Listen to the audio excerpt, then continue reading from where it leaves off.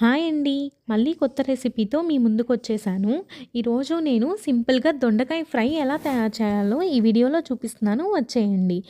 ముందుగా దొండకాయ ముక్కల్ని సన్నగా కట్ చేసుకొని, హాఫ్ స్పూన్ పసుపు, కొంచెం ఉప్పు వేసుకొని బాగా దొండకాయలకు పట్టేలాగా ఇలా గట్టిగా కలుపుకొని ఒక 5-10 నిమిషాలు పక్కన పెట్టుకున్నారంటే దొండకాయ బాగా ఊరుతుందండి. దీనివల్ల కూర త్వరగా అయిపోతుంది, టేస్టీగా ఉంటుంది. ఇంకో ఫ్రైయింగ్ పాన్ తీసుకొని కొద్దిగా ఆయిల్ వేసుకొని తిరగమాత గింజలు తీసుకోండి. కొంచెం ఆవాలు, కొంచెం జీలకర్ర, పచ్చెనగపప్పు, 4 వెల్లుల్లి రబ్బ వేసుకొని తిరగమాత వేసుకున్న తర్వాత దొండకాయల్లో నుంచి చూపిస్తున్న విధంగా వాటర్ గట్టిగా పిండుకొని అది ఆయిల్‌లో వేసుకోండి.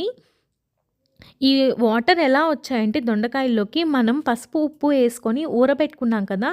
అందుకని ఆ దొండకాయల్లో వాటర్ ఉంటుంది కాబట్టి గట్టిగా పిండుకొని నూనెలో వేసుకొని కొంచెం కలిపెట్టుకొని మూత పెట్టుకోండి. ఇలా ప్రతి ఒక 4 నిమిషాలకి 3, 4 నిమిషాలకి మూత పెట్టుకొని కలబెట్టుకుంటూ ఉన్నారంటే సింపుల్‌గా చూపిస్తున్న విధంగా తయారైపోతుందండి. దించుకోబోయే ముందు ఒక 2, 3 స్పూన్లు పల్లీల పొడి అంటారు కదా! లేదా పప్పుల పొడి అంటారు.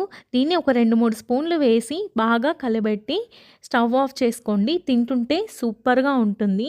పప్పులోకి కానీ, రసంలోకి కానీ తింటున్నారంటే ఎంత బావుంటుందో అండి. ఒక్కసారి సింపుల్‌గా ఈ విధంగా ట్రై చేయండి. ఎలా వచ్చిందో కామెంట్ బాక్స్‌లో కామెంట్ చేయండి. నా ఛానల్‌ని సబ్స్క్రైబ్ చేయండి, లైక్ చేయండి, అలాగే షేర్ చేయండి.